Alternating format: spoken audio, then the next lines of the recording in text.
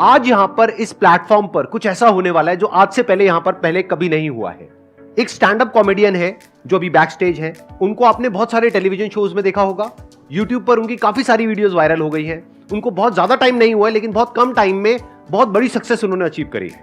Let's give an energetic and warm welcome to the one and only Haseeb Khan.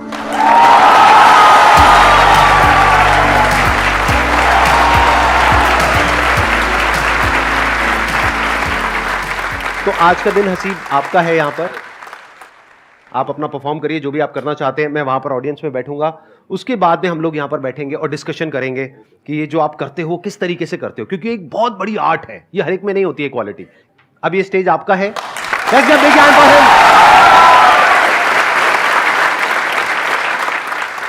तो देखो, तुम लोग काफी टाइम निकाल के और संदीप सर काफी टाइम निकाल के आए, लेकिन मैं लाइफ में बहुत ज्यादा वेला आदमी रहा हूं। हाँ, मतलब मैं इतना वेला हूं, ऐसा कोई कपल अकेले में रोमांस कर रहा होता ना, उसमें लड़की कहती छोड़ो कोई आ रहा, शायद वो कोई मैं हूं।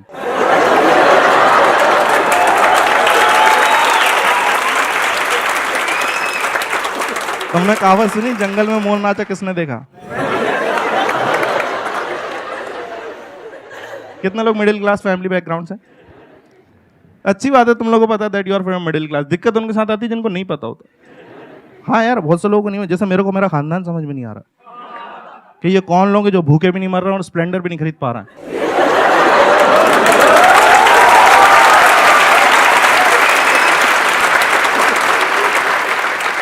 मैंने लोगों के घर में अच्छी अच्छी बातें होती देखी यार। किसी के घर में पॉलिटिक्स पे बात कर रही, क्रिकेट पे बात। मेरे घर पे इतनी वाहियात बातें चल रही। घर में सब बड़े मिलके एक ही बात कर रहे हैं यार, वो पहले ग्लूकोज वाले बिस्कुट में 16 आते थे, आजकल 12 ही आ रहा है।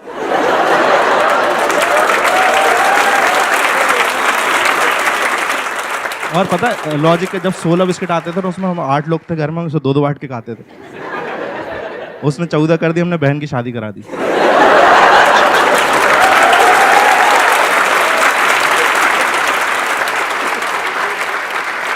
तो उसने 12 करे, हमने भाई को दुबई भेजा काम करने। एक दिन अफवाह गई कि 10 होने वाले, फिर दादी की दवाइयां छुपाई।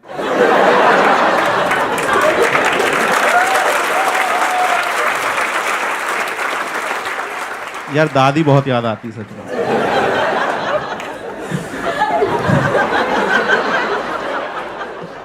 अच्छा देखो, तुम्हारी फैमिली जिस तरह की होती है ना, मैंने देखा रिश्तेदार भी उसी तरीके के होते हैं। हाँ, वो उनके कैरेक्टर। मेरा एक रिश्तेदार ऐसा, वो कभी फोन नहीं करेगा। उसका फोन तभी आता है जब उसे किसी की मौत की खबर देनी होती है। उसको इसी चीज में मजा आ रहा है यार। उससे पहले कोई खबर दे जाओ उसे बुरा लग जाता। और इतनी जानकारी इकट्ठी करके फोन कर रहा है, सामने वाला रो रहा है, कह दो कि झूठे कराए नहीं, लाश सामने पड़ी। इसकी कोई टाइम ही नहीं यार। दिन रात को 3 बजे कॉल कर दिया, उठाने से मैं डर गया, मैंने अपने घर के गिने। मेरा भाई नहीं था, मैं चिल्लाने लगा यार। वो बाथरूम से बिना धोए भाग के आया।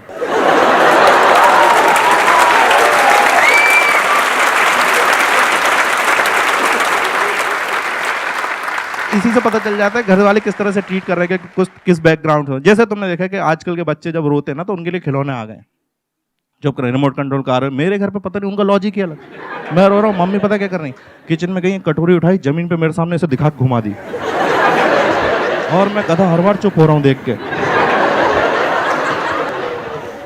मेरे भाई को बैडमिंटन खेलने का शौक था यार, उसे इन्होंने कुकर के ढक्कन से खिलवाया और सिर्फ 7 बजे तक खेलने देते थे उसे।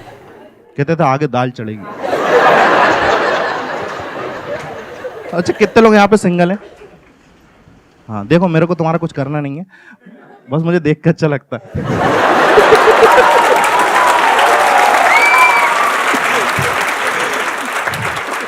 क्या मैं कुछ लोगों से तो आगे हूं। वैसे ऐसा नहीं, अगर तुम लोग सिंगल, मैं तुम्हें थोड़ा सा मोटिवेट करना चाहूंगा। Have a close look at my face.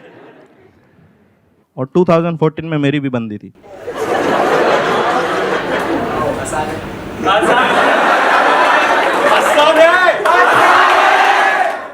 Sir ने आसान है बोला, बन गई।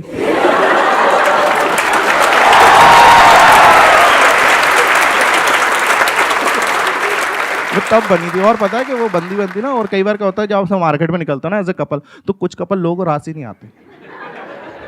मेरा दोस्त है, वो अपनी बंदी के साथ ऐसे, उसका वेट है 120 kg, उसने बंदी बना रखी 35 kg की। और मेरे को जलाने के लिए ऐसे गोद में उसको बिठा के फोटो खिंचा के दिखाता कैसे लग रहा है। मैंने कहा e⁻x लग रहे हो।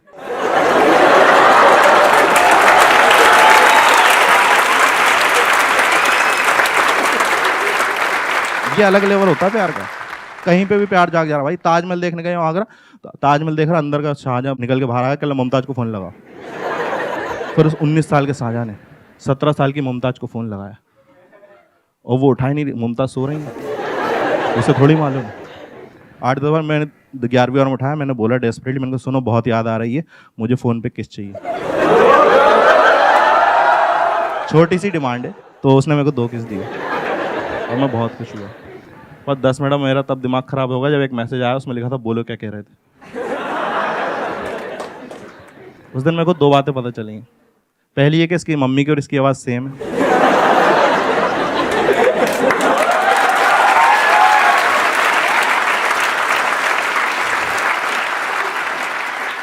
और दूसरी है कि इनका खानदान कुछ ठीक नहीं है।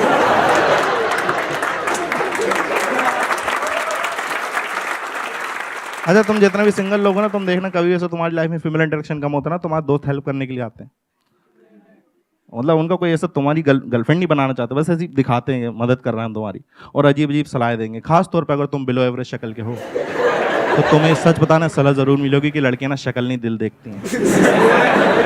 और फिर तुम्हें 2-3 महीने अच्छा भी लगता है कि सही बात है, लड़कियां दिल देखती होंगी। फिर समझ में आता है दिल दिखता है किसका है।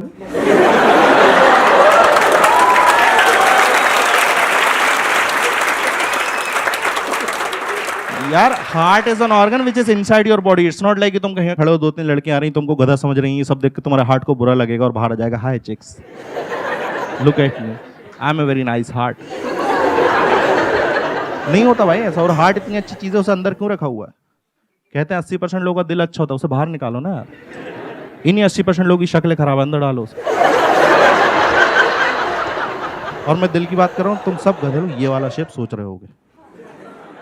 क्या है भाई ये हार्ट का शेप होता ही नहीं है। रियल हार्ट का शेप सोच लो तो प्यार नहीं आता अंदर से। इतना घटिया लगता है ना वो लगता है शादी में लगे जनरेटर की तरह।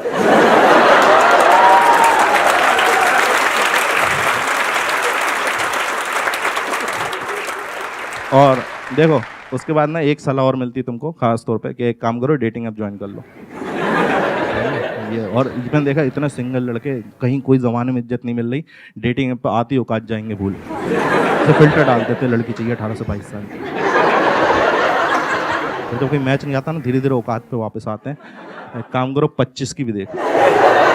फिर जब भी कोई बंदा हैवानियत पर जाता है कहता 40 की भी देखो।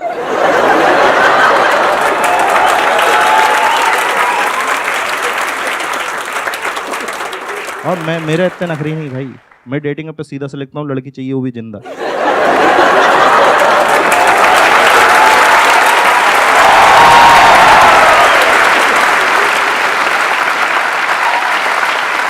बहुत बढ़िया। अब यहाँ पर हम सोफाज वगैरह लगा देते हैं। माइक आप दे दीजिए, प्लीज हैव अ सीट, बैठिए। तो अब मैं आप लोगों को बताता हूं कि आज के इस सेशन में अब हम क्या करने वाले हैं। अभी आपने इनको लाइव परफॉर्म करते हुए देखा, कितने लोगों को मजा आया? ऑनेस्टली कितने लोगों को बहुत मजा आया? मैंने जब कॉमेडी शुरू करी थी ना, तो मैंने क्या, वैसे संदीप सर का बहुत हाथ रहा काफ़ी चीज़ों में। जैसे इनके वीडियो देख के एक बार मैंने बी छोड़ दी। एक मिनट, क्या छोड़ दी? इंजीनियरिंग को बी बोलते हैं हम लोग। अच्छा बी, ओके। मेरे को लगा कह रहा हूं बीड़ी छोड़ दी। हाँ, तो मैंने क्या इंजीनियरिंग छोड़ दी और मैंने वो कोट्स पढ़ लिए थे कि आप सक्सेसफुल हो जाते हो ड्रॉप आउट हो तो मेरे दोस्तों ने बताया फर्स्ट ईयर में नहीं छोड़ते।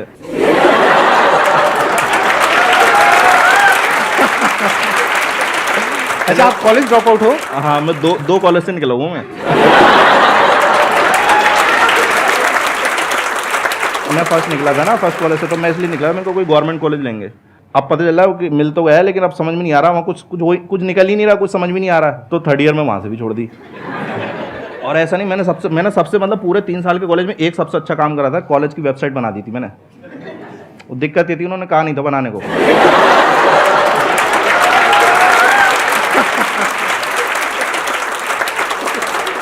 वो बदतमीजी को कराए करे, ये क्या तरीका है? डायरेक्टर की फोटो की जगह तुम्हारी फोटो क्यों है? ये क्या डायरेक्टर मैसेज में वाहियात बातें लिखी हुई है कि don't study too hard, just fall for rich girls and money will come from their father's bank account.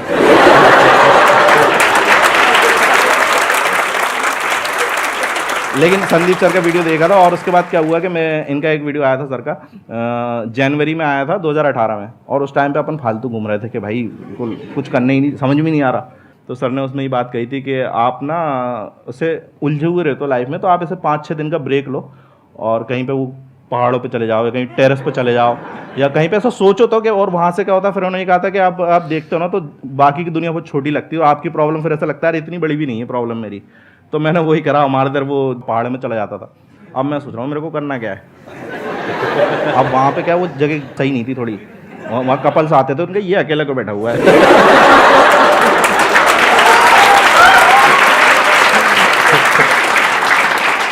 और मैं अपना सोच रहा हूँ मुझे करना क्या है।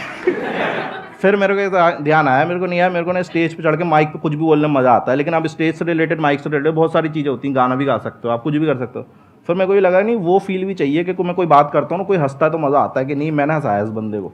तो ये दोनों से कनेक्शन हो रहा था स्टैंड अप कॉमेडी का। और फिर मेरा ये था कि जब मैं अच्छा करने लगा ना स्टैंड अप कॉमेडी में, तो मेरे को शुरू में पता चल जाता आपको जनता के रिएक्शन से। 5-6 महीने में मेरे को पता लगने लगा था कि मैं ये ऑडियंस में इससे ज़्यादा ऑडियंस में अच्छा करने लगा था। और जब लोग आके बोलते हैं ना कि भाई तेरे ये जोक बहुत मस्त था, मज़ा आया भाई, तू करते रहे, तो वो उससे किक मिलती कि हाँ यार आगे करना है। तो मेरे को फिर ये था कि मैंने कहा यार ये चीज़ की स्टार्टिंग सर के वीडियो से हुई थी, तो एक बार इनको थैंक यू बोलना है। तो उसमें फिर ये भी था कि सर का ये रहता है कि मुझसे कोई मिल तो सकता नहीं चाह के। तो मैंने कहा यार अब देखते हैं कभी, पर कभी मिलना होगा तो मेरे को थैंक यू बोलना था सर। आपको उस वीडियो से सच बताऊँ मेरा बहुत फ़ायदा हुआ है। वो वीडियो मैंने देखा था और उसके बाद से मैं स्टैंड अप कॉमेडी में तो आ गया, और मेरे हिसाब से मैं ठीक ठाक कर रहा हूँ, बहुत अच्छा कर रहे हैं। वो होता है ना कि कई बार आपको किक मिलती है, आपको बहुत जगह से ऐसे फटकार मिलती है ना, तो अब मैं क्या था फालतू था, तो फालतू में आदमी प्यार में पड़ ही जाता है। हाँ, तो एक हमारे मोहल्ले में एक बंदी थी, मैं उस पर ट्राई मार रहा था, तो उसने भाई साहब रिजेक्ट कर दिया, और उसने ये बोल दिया कि यार तुम्हारे में और मेरे में ना ज़मीन आसमान का फ़र्क है, ऐसा बोल के रिजेक्ट कर दिया। तो मैंने फिर एक वो मिला, गुस्सा आया, और प्लस सर का वीडियो देखा, वो दोनों का कॉम्बिनेशन इतना बड़ा कि फ़र्क तो रहने दिया, ज़मीन आसमान बदल दिया अपन ने। क्या बात है।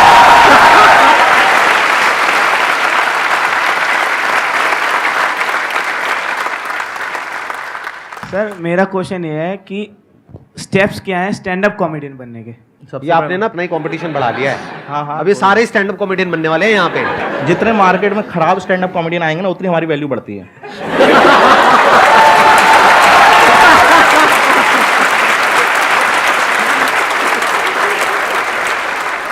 वो एक मीम है ना, गजब बेइज्जती है।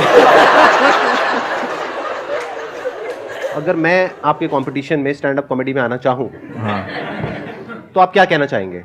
सर आइए सर, और हमें मज़ा आएगा, क्योंकि मुझे पता है स्टैंड अप कॉमेडी की रियलिटी। और सबसे अच्छा मज़ा पता है, तो लोग मेरे जोक्स पे हंसेंगे, मुझ पे हंसेंगे अगर मैं आ गया तो? मैं बता रहा हूँ, सबसे अच्छा है कि स्टैंड अप कॉमेडियन को मज़ा कब आता है, जब दूसरा स्टैंड अप कॉमेडियन खराब करता है। भाई क्या हंसी आती है,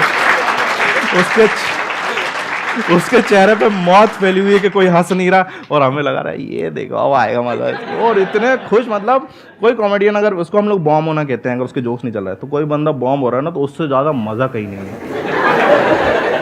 देखो सबसे पहले तो ये है कि आपने स्टैंड अप कॉमेडी करनी है, तो सबसे पहले तो अपना काम धंधा नहीं छोड़ना है आपको, कि ये नहीं कि मैंने आज ही छोड़ना जो कर रहा हूँ मैं। ये था कि मैं जब कॉमेडी करता था ना, तो कॉमेडी से एकदम से पैसा नहीं आता। अगर आप फॉर एग्जांपल उसके हिसाब सोच रहे हो उसको करियर बनाने के, उससे तो उससे एकदम से पैसा नहीं आता। और स्टैंड अप कॉमेडी में पैसा लगता बहुत है शुरू में, कि भाई आपको ट्रैवल करना, जैसे आपको फॉर एग्जांपल ओपन माइक करना है, आपने 5 मिनट लिखे, अब आपको ट्राई करने जाना है कहीं पे कि भाई मेरे को पता तो चले ये मुझे ही फनी लग रहा है, इन सबको भी फनी लग रहा है, पता चला तुम्हें फनी लग रहा है, स्टेज पे गए और वहाँ पे कोई हंसी नहीं रहा। अब आप वहाँ जाओगे, भाई आपका ट्रैवल का भी लगेगा, ठीक है, तो एक ओपन माइक तो करना नहीं है। और मैं बता रहा हूँ, मैंने 150-200 करे, यहाँ पे लोग 500-500 कर लेते हैं एक साल में, इतना है दिल्ली में, और करने ही पड़ते हैं, मतलब उसके अलावा कोई ऑप्शन ही नहीं है। तो मैंने 4 साल में फॉर एग्जांपल ये मान के चलो, अपने स्टैंड अप कॉमेडी में जब तक मैंने अपना वीडियो रिलीज़ नहीं करा था, मैंने 3.5 से 4 लाख रुपए खुद से लगा दिए थे उस शॉप से कमा के। हाँ, ये बात अलग है जब वो वीडियो आया था इतना चला कि वो उसने 1 महीने में कवर अप कर दिया उसका, लेकिन आपको शुरू में लगाने पड़ेंगे। तो कभी भी उसमें मत जाना कि यार बहुत मज़ेदार आर्ट फॉर्म होती है, तो पहले तो कुछ ऐसा काम करते रहना। प्लस बस ये है कि आपको जब लोग आके बताने लगे कि आप अच्छा करते हो, तो आपको खुद ही मज़ा आने लगता है, और आपको नहीं बताने लगे तो भी समझ में आ जाता है कि आप तो नहीं करनी है। तो कहीं कहीं पे कुछ चीज़ों को छोड़ना भी पड़ता है। कुछ कुछ मैंने स्टैंड अप कॉमेडी से देखे 4-4, 5-5, 6-6 साल से कर रहे हैं, उनको जोक तो आज भी हंसी नहीं आ रही, लेकिन वो जस्ट बिकॉज कि नहीं मोटिवेटेड रहना, अपना करियर बिगाड़ लेना। अरे कहीं कहीं समझ भी जाओ, थोड़ा रहम भी तो करो ऑडियंस पे। मेरे से एक बंदा बहुत पूछता था कि भाई कॉमेडी करनी, मैं उसको समझा रहा हूँ और वो समझ ही नहीं रहा। मैं कह रहा हूँ ऐसा ऐसा कर ले, कह रहे ये तो पता है मेरे को, आप तो ये बताओ। फिर दूसरा ये तो पता, और वो 6-3 महीना उसको ऐसा समझाया ना कि वो कॉमेडी छोड़ के केक बनाता है आजकल।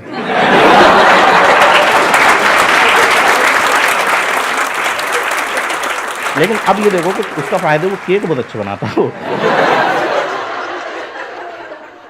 ये जो आर्ट है ना, ये एक पूरा का पूरा इसका एक प्रोसेस होता है, वो दिखता नहीं है आप लोगों को। आप लोगों को लगता है कि मतलब स्टैंड अप कॉमेडी मतलब जैसे हम ग्रुप में बैठे हैं और हंसा रहे हैं, वो एक अलग चीज है, और यहाँ पे स्टेज पे आकर के परफॉर्म करना वो एक अलग चीज है। उसमें पूरा एक बिल्डअप होता है कि पहले क्यूरोसिटी क्रिएट करनी होती है, फिर एकदम से वो लैंड करता है, जो अनएक्सपेक्टेड होता है तब हंसी आती है। हाँ, तो इसको आप सीख भी सकते हो, जो वर्ल्ड के बेस्ट स्टैंड अप कॉमेडियंस है उन लोगों से, उनकी बुक्स मिलेंगी आपको। मैंने तो पढ़ी थी एक बुक, जैसे नाम ले सकते हैं बुक का क्या? हाँ हाँ प्लीज प्लीज। हाँ, एक कॉमेडी बाइबल करके जूडी कार्टर की, तो वो बुक पढ़ी थी मैंने, शुरू में ही ले ली थी। मेरे को ये था कि मैं वो था ना, मैं भोपाल से हूँ, तो मैं खराब कर रहा हूँ, तो मुझे जिनसे पूछ रहा हूँ मुझसे भी खराब कर रहे हैं। तो मैंने कहा बुक ही खरीद लो, क्योंकि अब दिल्ली में तो बड़े बड़े कॉमेडी साथ में मिल जाएंगे आपको। लाइक वो जो बंदा 10 साल से कर रहा है वो भी बगल में बैठा है, सेम लाइनअप में आपके, वो परफॉर्म करने वाला फिर आप करने वाला। वहाँ ऐसा था ही नहीं, तो मैंने बुक खरीदी। तो मेरे जो शुरू के सवाल थे ना, बहुत होते हैं स्टैंड अप कॉमेडी, उनको लगता है यार फट से मिल जाए चीज़, क्योंकि है इतनी वो अट्रैक्टिंग इतनी है कि भाई फट से मिल जाए, तो उनके सवाल इतने होते हैं। तो मैंने जब वो बुक पढ़ी ना, मेरे बहुत से मन के सवाल तो वहीं सॉल्व हो गए थे। और एक टाइम के बाद बुक छोड़नी भी पड़ती है कि नहीं, बुक जैसे संदीप सर बोलते हैं ना, मेरे वीडियो देखो और एक टाइम के बाद छोड़ भी दो। तो सेम चीज़ बुक के साथ भी, ये नहीं आप बुक में लग गए तो फिर आपने सीखने के बाद आप कुछ एडिक्ट ही हो गया, पता चला वो जूडी कार्टर ही बन गए पूरे के पूरे। राइट। तो वो नहीं करना, अपना भी तो लाना है। तो एक टाइम के बाद मैंने वो बुक पढ़ना भी छोड़ दी। मैंने फिर वो जो जिसको बताया था मैंने केक बनाना सिखाया था, उसको बेच दी वो। ये ऑन द स्पॉट बनाया ना आपने जोक? हाँ नहीं, ये रियलिटी भी है। अरे कहाँ।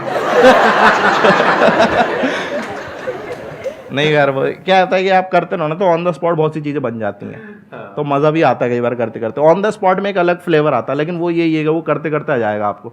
तो मैंने वो बुक पढ़ी और उसके बाद छोड़ दी, और उसके बाद फिर मैंने अपना उसमें डाला कि भाई मेरा यूनिकनेस क्या है। तो फिर वो चीज़ आया, फिर अब मैंने वो बुक दोबारा खरीदी जब मेरे को लग रहा है कि कुछ और टेक्निकलिटीज़ हैं। आप किसी भी बुक को दोबारा पढ़ो, पहले से ज़्यादा समझ में आता है। तो आपको उस क्वेश्चन का आंसर तो मिल ही गया होगा जो आपने पूछा था, जो नहीं पूछा था उसका भी मिल गया होगा।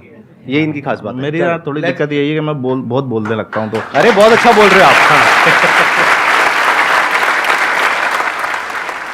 Sir, I want to ask what is good sense of humor? देखो, सबसे पहले तो यही चीज़ है कि भाई अपनी रियलिटी कभी मत छुपाओ।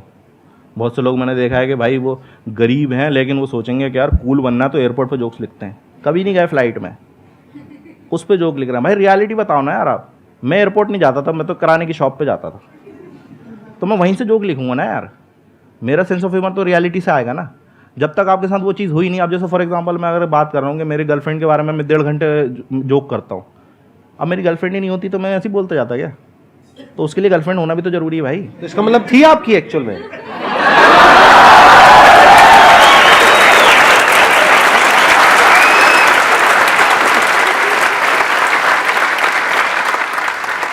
कहाँ थे अपन? हाँ, तो वो वही। हाँ, तो जो उसके साथ हरकत हुई ना, अब उसके साथ जैसे घूम रहा है बंदी के साथ ऐसे ही होता है। आप घूमने जा रहे हो तो अजीब अजीब हरकत। अब क्योंकि मेरे साथ वही है, मेरे जब भी मैं इतना डिमोटिवेट हो जाता था, मेरे को पता था, मेरे को ऐसा लगने लगा था एक टाइम के बाद कि प्रपोज का मतलब ना ही होता है। और मैं तैयार रहता था उसके लिए कि ना होगी तो क्या करना है। संदीप महेश्वरी की वीडियो देखने हैं।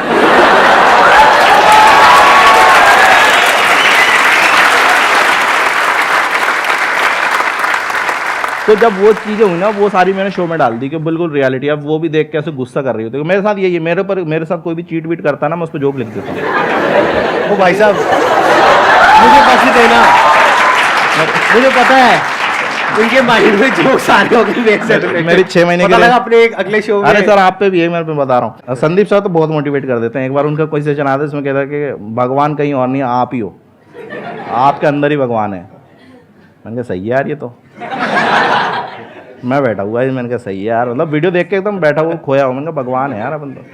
फिर पापा ने बोला वो बोतलें भर के रखनी है। मेरे अंदर से वही आऊँगा, वत्स तुम्हें पता भी है।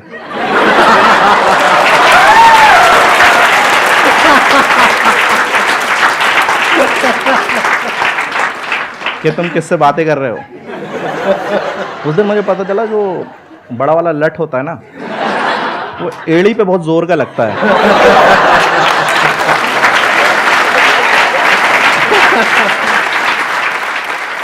Thank you so much Haseeb अरे। For coming, it means a lot to me and to everybody in the audience. हम सबको आपसे बहुत कुछ सीखने को मिला और मजा तो आया ही आया।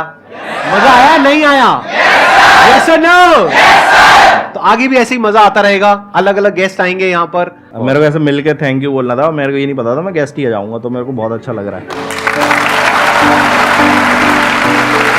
Thank you so